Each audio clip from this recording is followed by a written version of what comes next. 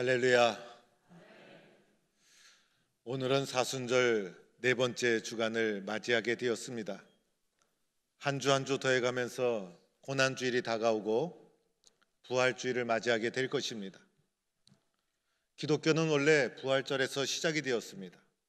부활의 증인이 되고 부활의 사건을 알리면서 부활을 기념하며 모이면서 기독교가 시작된 것입니다.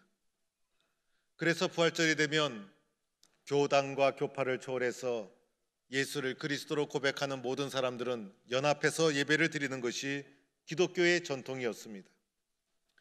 2019년도는 3.1운동 100주년이 일어난 해입니다. 올해 특별히 포항시 기독교 교회연합회 회장으로 부족한 종이 섬기게 되었습니다. 어떻게 하면 교회가 하나 될 수 있을까? 어떻게 하면 교회가 하나가 되어 새롭게 일어설 수 있을까? 부활절 연합예배를 잘 섬기고 우리가 하나가 되어서 이 땅에 맡겨진 사명을 잘 감당하는 교회가 될 수 있도록 기도하고 협력하는 우리 성도들이 될 수 있기를 축원합니다. 아침에 일어나서 TV를 켜게 되면 밤새 사건, 사고 소식이라는 뉴스를 듣게 됩니다. 우리가 잠을 자는 동안에도 밤사이에 곳곳에서 여러 가지 사건, 사고가 일어난 것입니다. 강도가 들어와서 물건을 훔쳐갔다는 소식, 음주운전을 하다가 교통사고로 사람이 죽었다는 소식, 때로는 멧돼지가 출몰해서 농작물에 피해를 주었다는 소식, 부부싸움을 하다가 남편이 홧김에 불을 질렀다는 끔찍한 소식, 여러 가지 사건, 사고 소식을 전해 듣게 됩니다. 지구촌 곳곳에서도 밤사이에 테러가 일어나고 홍수가 일어나고 별의별 사건이 다 일어나고 있는 것을 듣게 됩니다. 이런 소식을 들을 때마다 밤새 안녕하셨습니까? 라는 인사가 가슴에 와닿게 됩니다. 오늘 말씀 누가복음 13장 말씀을 살펴보면 1절에 그때 마침 두어 사람이라고 하면서 말씀이 시작됩니다. 오늘 13장 1절에 그때라는 것은 앞에 있는 12장 말씀을 마친 후 바로 두어 사람이 예수님께 찾아와서 말씀을 드리게 됩니다. 누가복음 12장에서 예수님은 어떤 말씀을 하셨을까? 바리새인과 서기관들의 위선적인 신앙을 꾸짖었어요. 천지의 기상은 분별할 줄 알면서 시대를 분별할지 못하는 외식하는 신앙을 예수님은 꾸짖게 됩니다. 이 말씀을 마치자마자 두어 사람이 예수님께 와서 말씀을 아뢰게 됩니다. 이분들이 아뢰 말씀은 빌라도가 어떤 갈릴리 사람들의 피를 그들의 제물에 섞은이를 아뢰게 됩니다. 당시의 명절이 되면 예루살렘으로 많은 사람들이 순례의 길을 오게 됩니다. 그 중에 갈릴리 사람들 먼 길을 마다하고 예루살렘까지 찾아와서 제사를 드리게 됩니다. 제사를 드리던 갈릴리 사람들이 빌라도에 의해서 처형이 되었던 끔찍한 사건이 일어납니다. 참으로 억울한 일을 당한 일이었습니다. 그런데 갈릴리 사람들이 무슨 죄를 지었는지, 빌라도가 어떤 이유로 사람을 죽였는지 오늘 예수님을 찾아온 사람은 설명하지 않습니다. 단지 그러한 일이 일어났다는 사실만을 예수님께 고하고 있는 것입니다. 그러나 이어지는 말씀을 통해서 예수님께 어떤 의도로 이 말씀을 하셨는가를 추측할 수가 있습니다. 예수님께서 그들의 말을 듣자 이렇게 대답합니다. 너희는 이 갈릴리 사람들이 이같이 해 받음으로 다른 모든 갈릴리 사람보다 죄가 더 있는 줄 아느냐? 예수님은 그들의 죄를 언급하기 시작합니다. 사람들은 갈릴리 사람들이 갑자기 빌라도의 칼에 죽게 된 이유가 무엇이었을까? 혹시 그들이 죄를 유달리 많이 지어서 죄값으로 그런 불행을 당한 것이 아닐까라고 생각하고 있었던 것이고, 예수님이 그 생각에 동감해 주기를 원했던 것입니다. 우리는 쉽게 이러한 생각을 하지 않습니까? 저 사람이 불행을 당한 이유는 아마 죄를 지었기 때문일 거야. 또는 내가 잘되고 좋은 일이 있을 때는 내가 착하고 선한 일을 했기 때문이야 라는 인과응보 사상을 쉽게 생각하게 됩니다. 인과응보라는 것은 선한 일을 행한 사람은 선한 결과를 얻고 악한 일을 행한 사람은 반드시 악한 결과를 얻게 된다는 한자 성어인 것입니다. 그래서 우리들도 죄를 짓고 나면 마음이 불안합니다.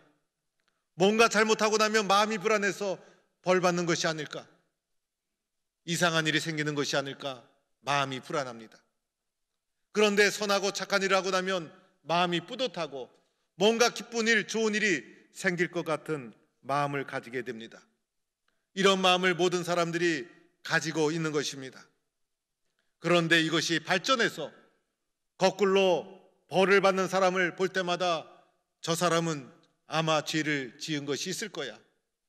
선하고 그리고 좋은 일이 생긴 사람을 볼 때마다 저 사람은 선하고 착한 일을 한 적이 있을 거야 라고 거꾸로 그렇지 않음에도 불구하고 이렇게 생각하는 경우가 많이 있더라는 것입니다. 그래서 벌 받는 사람은 죄를 지었다, 잘 되는 사람은 선을 행했다, 비약해서 이렇게 생각하는 것이 세상의 사람들의 모습에 있다는 것입니다. 당시의 유대인들은 이러한 생각이 더 뿌리가 깊었어요. 그래서 갈릴리 사람들이 빌라도에서 칼에 죽은 이유가 무엇일까? 수많은 갈릴리 사람들이 있는데 하필이면 그때 그 시간에 제사를 드리러 왔다가 칼에 맞아 죽게 된 이유가 무엇일까? 그 사람들은 아마 지은 죄가 있었을 거야 라는 생각을 했던 것이고, 이 생각에 예수님이 동의해 주기를 원했던 것입니다. 동시에 이렇게 말한 이유가 무엇일까? 오늘도 예수님 앞에 나와서 건강하게 이 말씀을 드릴 수 있는 나는 저렇게 해를 받은 사람에 비해서 의롭고 경건한 사람이야. 나는 착하고 선하게 살아온 사람이야. 방금 누가복음 12장에서 예수님께서 위선적인 신앙의 행위를 그렇게 질타하셨음에도 불구하고 자신의 의의를 과시하는 외식적인 신앙의 모습이 이들 속에 담겨 있었던 것입니다. 예수님은 이들의 말씀을 듣고 그들의 말에 동의하지 않았어요. 그래서 예수님이 하신 말씀이 갈릴리 사람들이 결코 죄가 많아서 그렇게 죽게 된 것이 아니다. 그러면서 다소 충격적인 선언을 해 주십니다. 너희도 만일 회개하지 않으면 다 이와 같이 망하리라라는 주님의 선언이었어요. 예수님은 모든 인간은 죄인인 것이고 제사를 드리다가 빌라도의 칼에 죽은 갈릴리 사람들뿐만 아니라 너희들 또한 다 죄 아래에 있는 존재인 것이고 우리들의 자신의 죄를 돌아보도록 만들면서 회개를 촉구하는 것이 예수님의 말씀이었던 것입니다. 더하여 예수님은 한 가지 이야기를 더 해주시죠. 바로 실로암 망대가 무너진 사건이었어요. 실로암 망대가 무너지면서 하필이면 그때 18명이 깔려 죽게 됩니다. 이 18명이 하필이면 그 순간에 망대 근처에 있다가 왜 깔려 죽게 되었을까? 이 사람들이 특별히 예루살렘에 있는 그 어떤 사람들보다 죄가 많아서 이런 불행을 겪게 된 것이 아니라는 것입니다. 모든 사람은 죄 아래에 있는 존재인 것이고 회개를 촉구하고 죄인임을 선언하고 그러면서 또다시 너희도 만일 회개하지 아니하면 다 이와 같이 망하리라. 오늘 1절에서 5절 사이 짤막한 말씀 속에 비유가 두 가지 나오면서 이 비유의 두 가지 결론을 다 같이 너희가 회개하지 않으면 이같이 망하리라라는 다소 충격적인 선언으로 우리에게 경고를 해주고 있다는 것입니다. 이 두 이야기는 상황이 조금은 다르지만 결론은 다 똑같습니다. 특별한 죄가 있어서 벌받은 것이 아니고 특별한 의가 있어서 이렇게 건강한 것이 아니라는 것입니다. 우리 모두는 죄 아래에 있는 존재인 것이고 회개하지 않으면 이와 같이 심판을 견디지 못하고 망할 수밖에 없는 우리들이어서 우리들에게 회개를 촉구하는 주님의 말씀인 것입니다. 회개해야 살고 돌이켜야 산다는 것입니다. 마지막 예수님의 선언 다소 무서운 경고의 말씀인 것이죠. 만약에 회개하지 아니하면 이와 같이 너희도 망하리라. 무서운 소름 돋는 경고를 해주시고 이 선언에 엄격하고 타협과 양보가 없는 분명한 예수님의 회개하지 않으면 망하리라는 엄청난 무서운 선언을 예수님이 하고 있다는 것입니다. 이어서 예수님이 비유로 6절 이하의 말씀 9절까지 이야기를 한 가지 더해 주십니다. 이것은 열매 없는 무화과 나무의 비유였습니다. 포도원에 무화과 나무를 심었어요. 3년 동안 정성을 다해 나무를 키웠는데 나무가 3년 동안 잘 자라게 됩니다. 3년이란 세월은 예수님의 공생애를 가리킨다고도 할 수 있고 3년이란 세월은 나무를 심어서 열매 맺는 기간을 3년이라 할 수도 있는 것입니다. 3년이 지난 후에 열매를 구했지만은 가서 보니 열매가 하나도 없었어요. 무화과 나무가 3년 동안 정성으로 키웠음에도 불구하고 아무 열매도 맺지를 못했습니다. 주인이 무화과 나무를 보자 이 무화과 나무에서 열매를 구하지 못했으니 찍어 버려라. 어찌 땅만 버리게 하겠느냐라고 선언하게 됩니다. 무화과 나무는 열매가 중요합니다. 열매를 위해서 무화과 나무를 심는 것이었어요. 열매가 없으면 아무 소용이 없어요. 그래서 열매 없는 무화과 나무는 그냥 둘 필요가 없어요. 찍어 버릴 수밖에 없는 것이고 열매 없는 무화과 나무는 땅만 버리는 결과를 가져오는 것이기 때문에 찍어 버리는 것이 당연하다는 것입니다.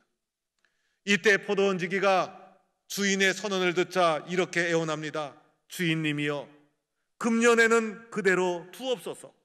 내가 두릅하고 거름을 줄이니 이후에 만일 열매가 열면 좋거니와 그렇지 않으면 찍어 버리소서.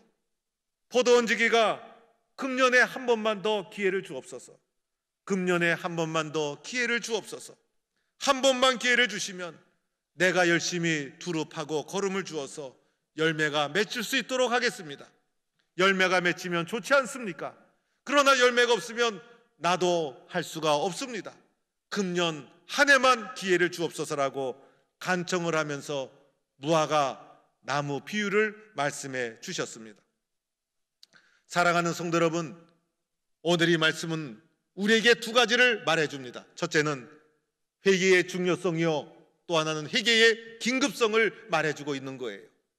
먼저는 회개의 중요성, 1절에서 5절 말씀, 회개가 얼마나 중요한가. 그래서 회개에 대해서 중요함을 예수님은 강조하고 있는 거예요. 아무리 착해도 그 사람도 회개할 것이 있는 거예요. 회개할 것이 없는 사람은 세상에 아무도 없어요. 모든 사람은 회개의 대상인 것이고 회개 없이는 살 수 없는 것이 하나님 앞에 살아가는 우리들의 모습. 우리들이 잘 된다고 해도 의롭고 선해서가 아니라는 거예요. 잘 되는 사람도 회개할 것이 있고, 그리고 때로는 어려움을 당해도 회개할 것이 있고, 이 세상 살아가는 모든 사람은 회개해야 된다는 회개의 중요성을 우리에게 말해주고 있는 것입니다. 가장 위험한 것은 회개하는 마음이 메말라 버린 것이에요. 나처럼 선한 사람이 어디 있어? 나처럼 의로운 사람이 어디 있어? 나처럼 예수 믿는 사람이 어디 있어? 라는 생각이 마음에 들어온다면 그때는 위험한 것입니다. 회개할 것이 없는 마음을 가진 것이 가장 위험한 거예요. 유명한 심리학자는 인간은 10분에 3번씩 거짓말을 한다. 어떤 심리학자는 인간은 하루에 200번의 거짓말을 한다. 어떠한 정신과 의사는 연구를 했어요. 사람이 얼마나 거짓말을 하는가. 사람은 8분에 1번꼴로 거짓말을 한다. 그래서 자세히 살펴보면 회개할 것이 없는 사람은 한 사람도 없다는 것입니다. 세례요한이 제일 먼저 선포한 것이 회개하라, 천국이 가까이 왔느니라. 예수님이 공생애를 시작하면서 선포한 것이 때가 찼고 하나님 나라가 가까웠으니 회개하고 복음을 믿으라. 베드로 사도가 성령 체험을 하고 나서 세상에 선포하면서 외친 것이 너희가 회개하여 각각 예수 그리스도의 이름으로 세례를 받고 제사함을 받으라. 모든 맨 처음 선포한 것이 회개였어요. 회개를 촉구하고 회개를 선언하고 모든 인간은 죄인인 것이고 죄인인 모든 인간이 해야 될 가장 우선적인 것이 회개라는 것이었어요. 회개가 얼마나 할 것이 많은가, 얼마나 우리가 회개할 것이 많은 존재입니까? 삶을 살아가면서 수도 없는 거짓말, 다른 사람을 무시하고 경시하는 교만한 마음, 하나님 앞에 불순종한 태도, 음란한 마음, 이기적인 욕심, 나태한 마음, 하나님보다 세상의 물질과 명예와 권력을 사랑한 마음, 가만히 살펴보면 수도 없는 마음을 가지고 우리는 살아가고 있는데, 이 모든 것은 하나님 앞에 검증을 받고 하나님 앞에 회개해야 될 마음의 상태라는 것입니다. 하나님 앞에 회개할 것이 없는 사람이 가장 위험한 사람입니다. 하나님 앞에서 늘 자신의 부족함과 연약함을 인정하고 말씀대로 살아오지 못했음을 안타깝게 여기고, 어떻게 하면 더 열심히 믿을 수 있을까? 어떻게 하면 더 헌신적으로 주님 앞에 충성할 수 있을까? 회개를 통해 바른 믿음의 삶을 결단하고 다짐해야 합니다. 이것이 신앙의 삶이고 예수님 만난 자의 성화의 삶인 것입니다. 회개는 믿음의 문을 활짝 열어주는 것이고, 믿음 있는 사람은 반드시 하나님 앞에 살아가는 자이기 때문에 회개가 살아있는 자를 믿음 있는 자라고 할 수가 있다는 것입니다. 나의 삶 속에서 회개의 감동, 회개의 눈물이 마르지 않는 은혜의 삶을 살아가는 성도가 될 수 있기를 축원합니다. 두 번째로는 회개의 긴급성을 말해주고 있는 것입니다. 회개할 기회가 많지 않다는 것이에요. 회개는 그 어떤 것보다도 긴급하게 해야 된다는 것입니다. 더 이상 미뤄서는 안 되는 것입니다. 회개는 지금 해야 되는 것이고, 오늘 이 순간 주님 앞에 해야 되는 것이 회개라는 것. 그래서 오늘 말씀을 통해 회개가 얼마나 긴급한 것인가, 다급한 문제로 회개를 우리에게 말씀하고 있는 것입니다. 오늘 말씀 속에서 주인이여 금년에도 그대로 두소서, 주인이여 금년에도 그대로 두소서, 주인이여 올 한 해만 그대로 기회를 주옵소서, 주인이여 올 한 해 1년만 한 번 더 기회를 주옵소서. 한 번 더 기회를 주시고 올해도 열매가 없으면 찍어버려도 괜찮습니다. 그러나 3년 동안 농사하지 않았습니까? 한 번 더 올해만 기회를 주옵소서. 이 말씀은 회개의 긴급함을 우리에게 말해주는 것입니다.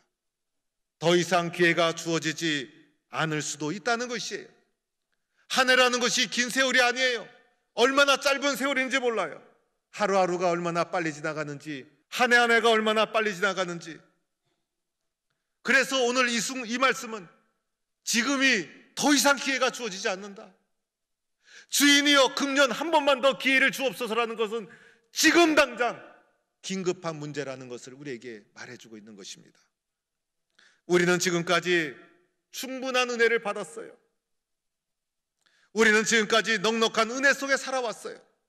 그러함에도 불구하고 나의 삶 속에서는 영적인 열매가 얼마나 맺혀져 있는가? 당장 찍어버려도 할 말이 없는 것이 하나님 앞에서의 우리의 삶의 모습이에요. 그러나 노하기를 더디하시고 자비하신 하나님께서 마지막 회개의 기회를 금년 한 번만 마지막 기회를 우리에게 주시고 있다는 것입니다. 이 기간은 영원한 것이 아니에요. 오늘 말씀에 금년 한 해만 주어졌다는 것은 지금 이 순간 마지막 기회라는 것이에요. 오늘 하지 않으면 안 되는 회개의 긴급함, 하나님께로 돌아오는 주님의 간절한 음성이 이 속에 담겨 있다는 것입니다.